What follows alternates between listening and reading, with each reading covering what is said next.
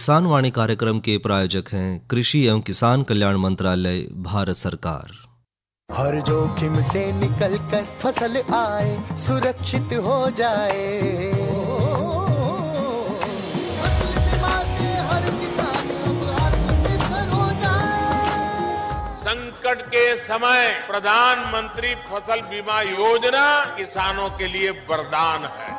अब सूखा पड़े या बाढ़ आ जाए कोई डर नहीं, अब ओले पड़े या कीट पतंगे फसल खा जाए कोई फिक्र नहीं, क्योंकि हमने लिया है प्रधानमंत्री फसल बीमा। बुआई से फसल कटाई तक हर जोखिम का दावा, न्यूनतम प्रीमियम पर अधिकतम भुगतान का वादा। योजना से हर साल जुड़ रहे हैं 5 करोड़ से ज्यादा किसान। अब आपकी है बारी। नजदीकी कृषि कार्यालय, सहकारी समिति, बैंक शाखा, अधिकृत बीमा कंपनी या जन सेवा केंद्र में स्वेच्छा से करा सकते हैं पंजीकरण। फसल बीमा पोर्टल या फसल बीमा ऐप द्वारा भी कराया जा सकता है पंजीकरण। प्रधानमंत्री फसल बीमा योजना, आपकी फसलों का संपूर्ण सुरक्षा कवच। कृषि एवं किसान कल्याण मंत्रालय, भारत सरकार।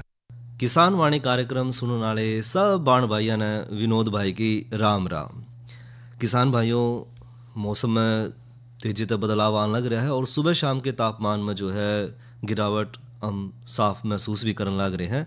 तो ऐसे में अपने पशुओं का, अपना और अपनी फसल का, सब चीज़ों का हमने ध्यान रखना है। मौसम के हिसाब से जो हमने अपने अंदर बदलाव लेकर आने हैं। और इसी के साथ आज के जो किसान वाणी कार्यक्रम में हम चर्चा करेंगे चना फसल के मुख्य कीट और उनकी रोकथाम पर।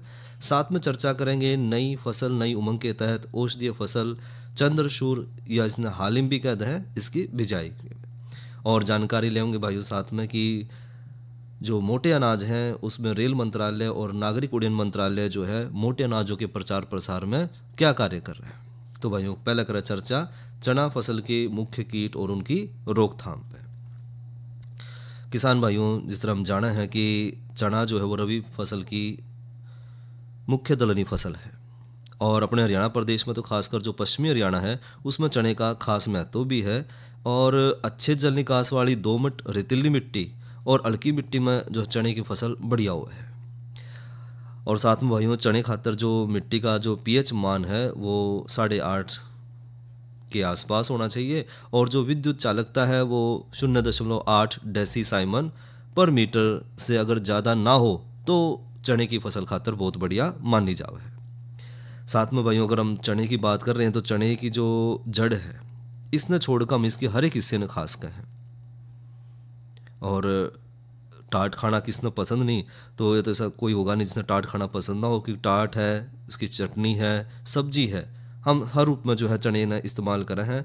और चने के औषधीय गुण भी बहुत ज़्यादा हैं, चाहे वो इसमें हम पौष्टिक और स्वास्थ्यवर्धक होने के साथ साथ अगर हम रात में चने अंकुरित करके भिगो के खावें तो वो भी जो है प्रोटीन का एक बहुत बड़ा साधन है और हमारे जो शरीर की बढ़ोतरी में वो योगदान देवा है। इसके अलावा भाइयों चने ने अलग अलग रूपों में भी जो है अलग अलग बीमारियों में, जिस तरह की मधुमेह है, रक्तचाप है, पाचन के विकार हैं या त्वचा रोग हैं, उनके निदान खातर भी हम चने का इस्तेमाल औषधीय रूप में करें हैं। और अपने हरियाणा प्रदेश में तो चने का जो क्षेत्रफल है हालांकि वो कम है, उसके उत्पादन की तरफ किसान भाइयों का ध्यान थोड़ा सा कम है। लेकिन अगर चने की फसल हम ले रहे हैं और फसल को नुकसान तक बचाना है तो किसान भाइयों ने कुछ एक बात का ध्यान रखना भी ज़रूरी है, क्योंकि चने की फसल में वैसे तो कई तरह की समस्याएं हैं लेकिन जो कीटों का प्रभाव है, जो कीड़े जो फसल नुकसान कर रहे हैं, वो योगदान सबसे बड़ा है। और किसान भाइयों ने इस अवस्था के अनुसार जो किस अवस्था में कौन सा कीड़ा लग गया है उसकी जानकारी होना भी ज़रूरी है, ताकि उचित समय पर उसका उचित प्रबंधन करके हम जो है कीट नियंत्रण कर सकें और ज़्यादा से ज़्यादा हम फसल ले सकें। तो कीटा में जो सबसे पहला कीट है वो है दीमक। यो कीड़ा जो है फसल की बिजाई से लेकर कटाई तक पूरा समय जो है फसल पर हावी रहा है और काफ़ी मात्रा में नुकसान भी पहुंचा हुआ है।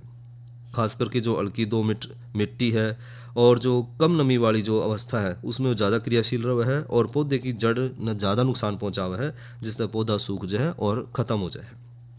हालांकि जो सर्दी का मौसम है उसमें थोड़ा सा दीमक का प्रकोप कम देखा है, तो दीमक के प्रकोप का जो नियंत्रण है उस खातर हमने क्या करना है, तो गोबर की जो गली सड़ी खाद है उसका हमने इस्तेमाल करना है। कच्ची गोबर की खाद अगर हम डालेंगे खेत में तो दीमक का प्रकोप बढ़ेगा।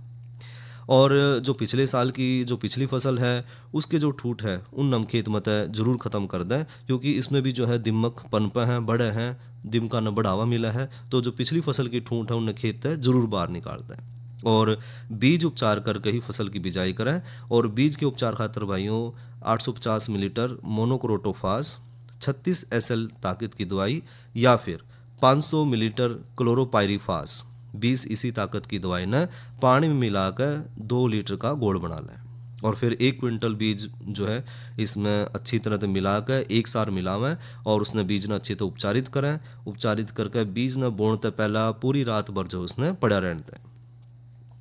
दिमक के अलावा भाइयों जो दूसरी समस्या है इसमें कीट की वो है कटुआ सुंडी। यह भी एक बहुभक्षी कीट है और सुंडी उगते समय जो है पौधे के जो तने हैं उसके बीच के हिस्से में जो है उसकी शाखाएं हैं उन काट को उन नुकसान पहुंचा हुआ है। और इसकी सुंडी जो है दिन के समय तो ज़मीन के अंदर चली जाए और शाम के समय बाहर आकर जो है फसल ने नुकसान पहुंचा हुआ है, यह इसकी पहचान है भाइयों। और इसके नियंत्रण खातर 80 मिलीलीटर फेवनलरेट 20 इसी की ताकत की दवाई या फिर 50 मिलीलीटर साइपरमेथ्रिन 25 इसी ताकत की दवाई या फिर 150 मिलीलीटर डेकामेथ्रिन 2.8 इसी ताकत की दवाई ने 100 लीटर पानी में मिलाकर 1 एकड़ के हिसाब से छिड़काव करें। और या फिर जो है 10 किलोग्राम 0.4% फेनवलरेट धूड़ा जो है 1 एकड़ के हिसाब तक करें तो हम जो है कटुआ सुंडी पर नियंत्रण पा सकें। और एक और समस्या भाइयों जो चने की फसल में देखी जाए वो है फली छेदक कीट। इस कीट की सुंडी ज़्यादातर जो है हरे पीले रंग की वो है, जो पत्तियां हैं या कली हैं या जो फलियां हैं जिसमें टाट है उस पर आक्रमण कर रहे हैं और फलियों में जो बन रहे बीज हैं दाने हैं उन खाकर उन्हें नष्ट करता है। हालांकि सर्दी के मौसम में जो ये जो फली छेदक कीट है जो सुंडी है उसकी क्रियाशीलता थोड़ी सी कम हो जाए, लेकिन जिस तरह बसंत की ऋतु आव है बसंत आते ही जो है इनका आक्रमण बड़ी तेजी से बढ़ा है। और फली छेदक की जो सुंडी है वो बीज को खाते समय आधी टाट तक बाहर और आधी टाट के भीतर दिखाई दे है, यह इसकी पहचान भी है। और इस कीट की जो सुंडी है वो प्यूपा बनने तक लगभग 30 से 40 फली खा ले है। तो जो फली छेदक कीट है या जो सुंडी है इसके नियंत्रण खातर जो है किसान भाई कई तरह की विधि अपना सकते हैं। और खासकर जो है फूल आने की अवस्था में आर्थिक कारगर पर 1 सुंडी प्रति 5 पौधा या फली बढ़ने की अवस्था पर आर्थिक कगार पर 1 सुंडी प्रति मीटर या पौधे पर 50% टाट पड़ गए हों तो जो है हम कीटनाशक का प्रयोग ना करें।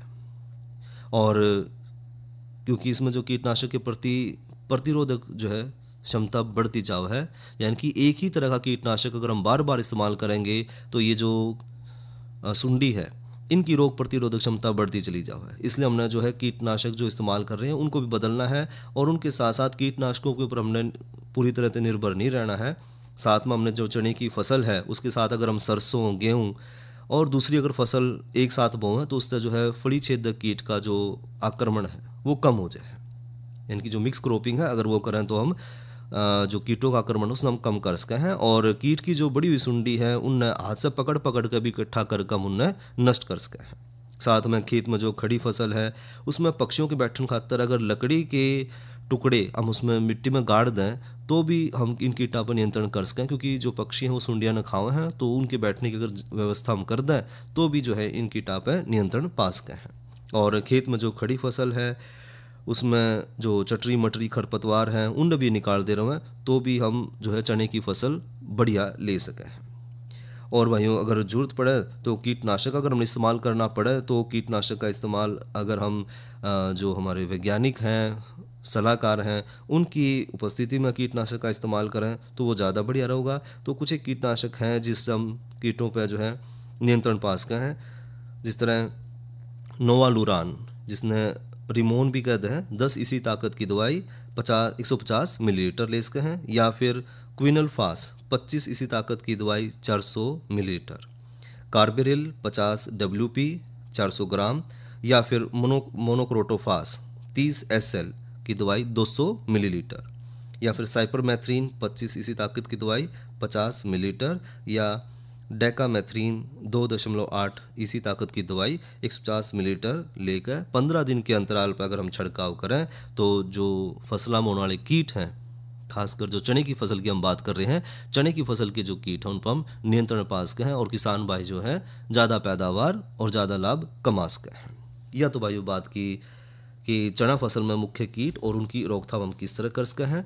भाइयों फसल चाहे कोई भी हम ले रहे हो, चाहे चना ले रहे हैं, चाहे कोई भी फसल ले रहे हैं, मौसम के बिना, मौसम की जानकारी के बिना जो है कोई भी हम फसल लें उसका कोई फ़ायदा नहीं है, क्योंकि कब बारिश होगी, मौसम के है, आर्द्रता के है, नमी कितनी है, तापमान कितना है, इन सब का जो है फसल पर असर पड़ा है।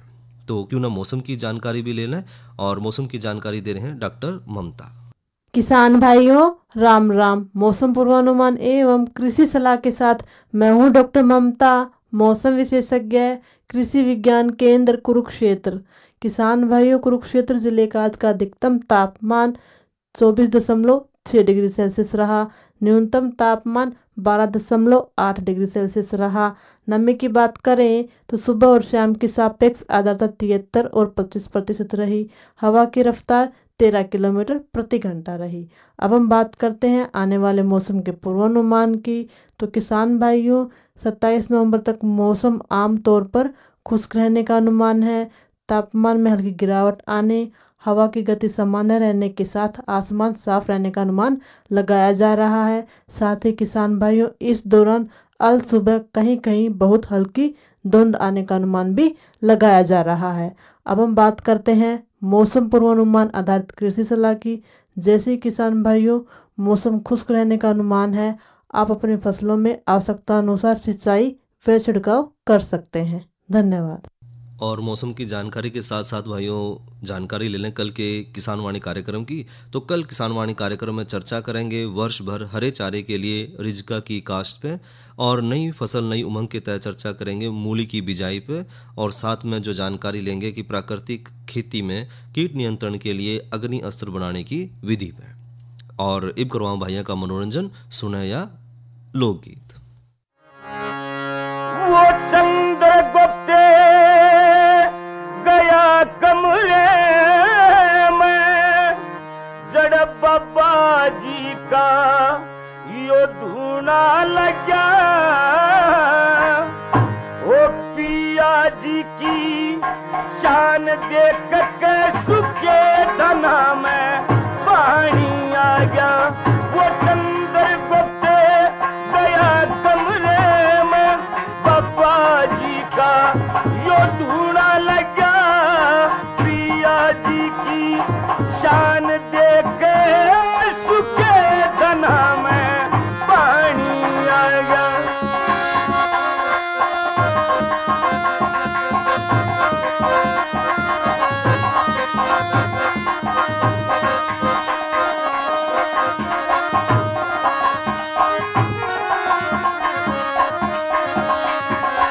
वो चंद्रगुप्त गया कमरे में, वो खड़ा हुआ धनियान देख मतवाए धर्म माल की सूत्र के हो रहा खपगान देख, से टणी की शान देख के वो चंद्रगुप्त घना शर्मा गया, पर आंख मिला के बात करने क्यों गूंगे की तरी या गुड़ खा गया।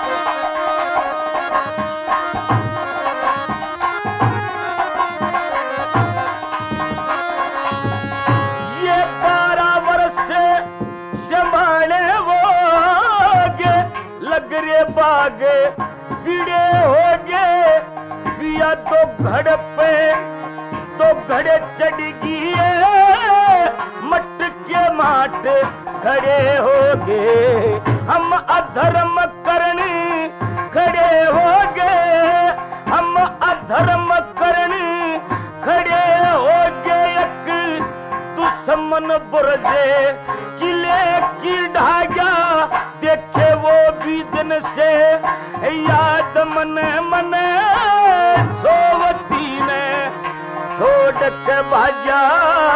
चंद्रगुप्त गया कमरे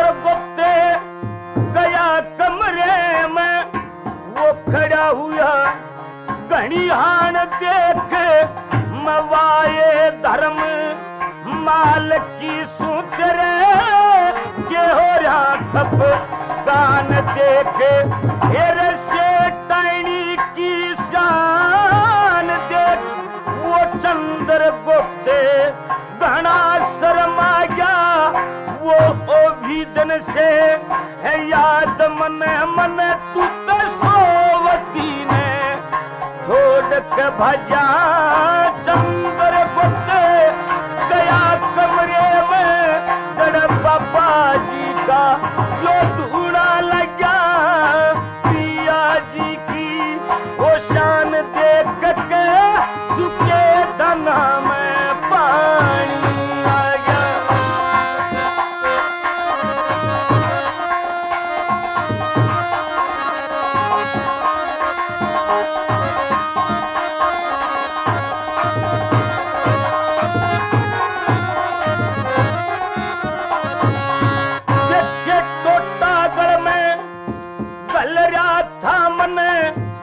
न्यारा होके डरा दिया था वो मत जो बन का महल पिया मने अग्नि लाके जला दिया था अपने हाथा रला दिया था अपने हाथा मन रला दिया था यो आज मेरा लाले रेत में पा गया वो भरक के जो से पिया जी के तन में या मिचगी आंखें अंधेरा छा गया।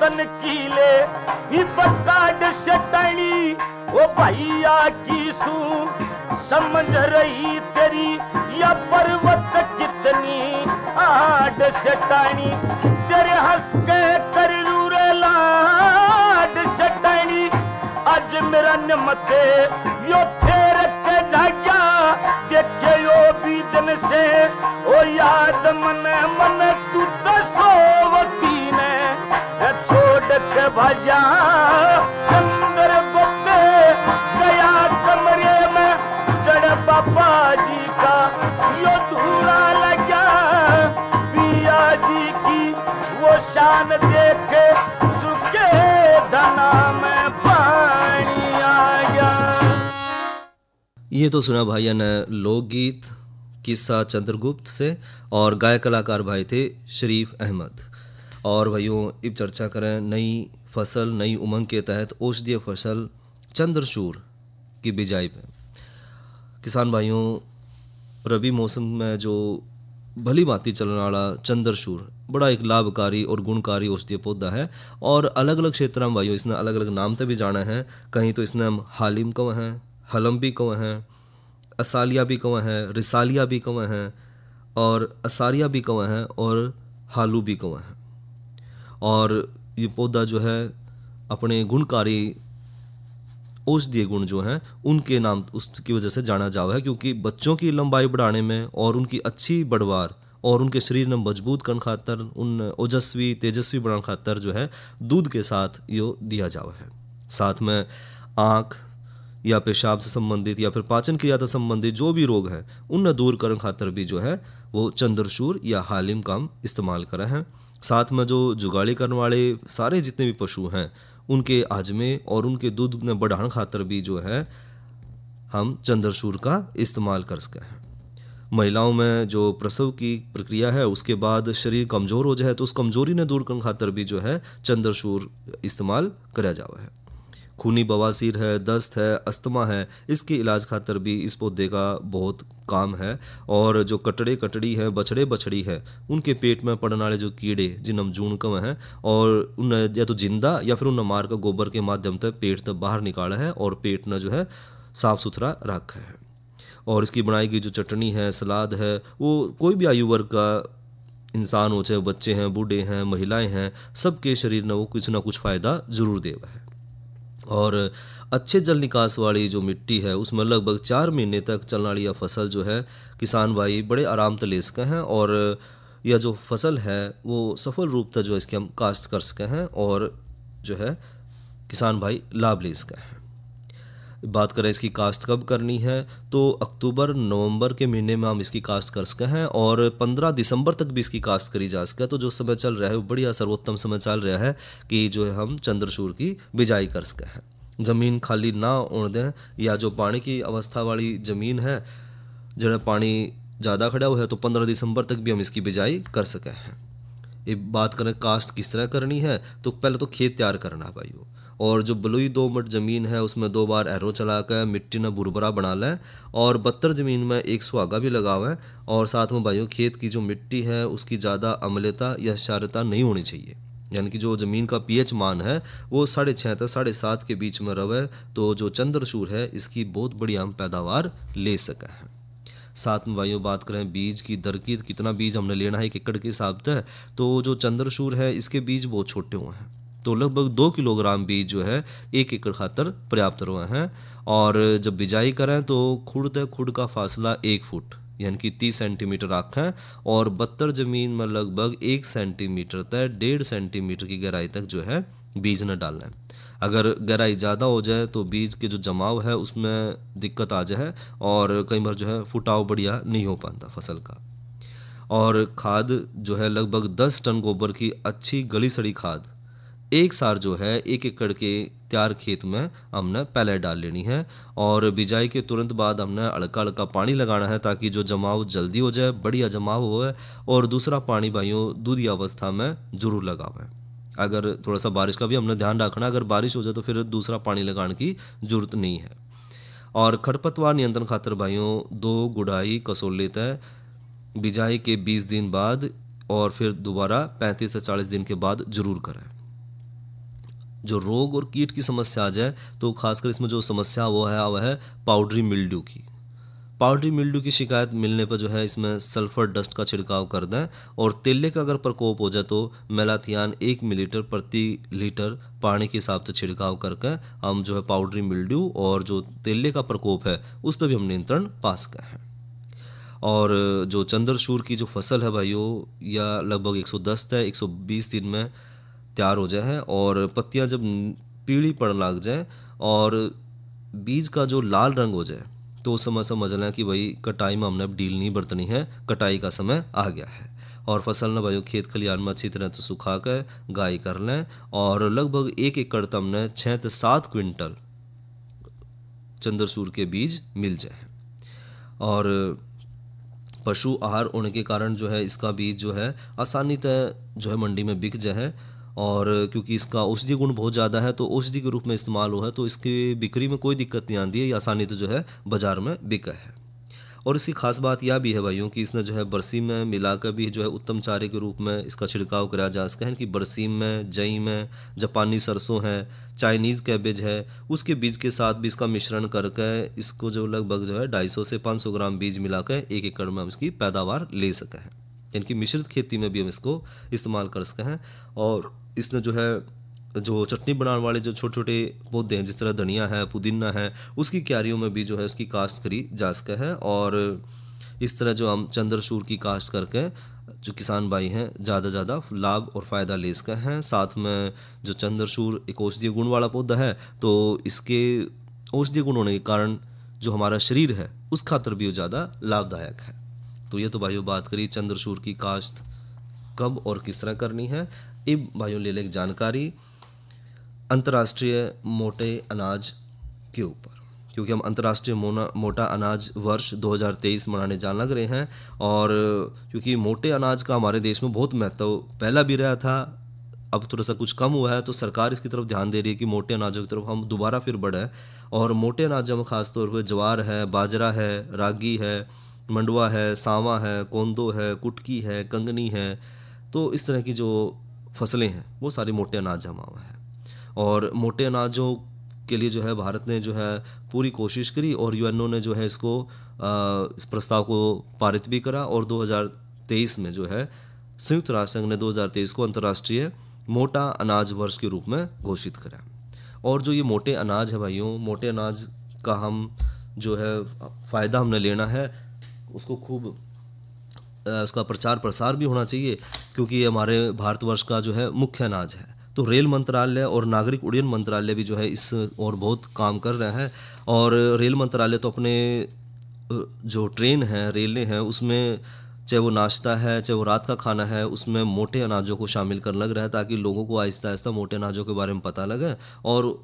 और इसमें जो है पोषक गुण भी बहुत ज़्यादा है। साथ में जो ट्रेन के डिब्बे हैं, रेलवे स्टेशन पर भी जो है विज्ञापन के माध्यम से लोगों को इसके बारे में जागरूक और जानकारी दी जाने लग रही है।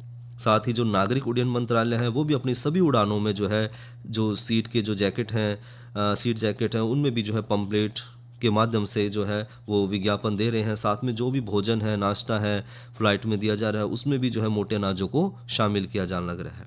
साथ ही जो हवाई अड्डे हैं और हवाई अड्डों के आसपास जो स्थान है, उसमें भी जो है विज्ञापन के माध्यम से या घोषणाएं करके जो है मोटे अनाजों का जो है पूरी तरह से जो है प्रचार और प्रसार किया जाने लग रहा है। क्योंकि मोटे अनाज जो है वो प्रोटीन और पोषक तत्वों से भरपूर है। खास करके जो सूक्ष्म पोषक तत्व हैं वो इनमें पर्याप्त मात्रा में पाए जाए हैं, जिससे कि जो पोषण की जो कमी है वो दूर करी जा सके है। और इसीलिए जो है मोटे अनाजों को हमने इस्तेमाल करना है, ज़्यादा से ज़्यादा जो है मोटे अनाजों की तरफ हमने आगे दोबारा बढ़ना है। तो ये तो करीब है बात मोटे अनाजों का रेल मंत्रालय और नागरिक उड्डयन मंत्रालय द्वारा इस क्षेत्र में किए जाने वाले कार्यों पे। अरे अरे अरे क्या कर रहा है? इधर इधर इधर हम बोल रहे हैं तेरे बीजू का। उतला बोल रहा है? पक्षियों से तो हम खेत को बचा लेते हैं, पर इन घातक रसायनों से कैसे बचाएं? मतलब? देख बेटा, तू जो ये अंधाधुंध रसायन मिलाता है ना, मिट्टी की सेहत बिगड़ने लगी है। और जब माटी ही कमजोर पड़ जाएगी तो उपज कैसे सेहतमंद होगी? अरे पहले ऐसा नहीं था। पूछना अपने बड़े बुजुर्गों से, कैसे फसल लहलहाती थी, शुद्धता झलकती थी। हाँ, माटी भी तंदुरुस्त और लोग भी। अरे अब पहली वाली बात कहाँ? पर अब तो सब यही डाले हैं। सब नहीं, आज भी लाखों जागरूक किसान परंपरागत विधि से फसल उगा रहे हैं। खर्चा कम और उपज की कीमत भी बेहतर पा रहे हैं। सच है?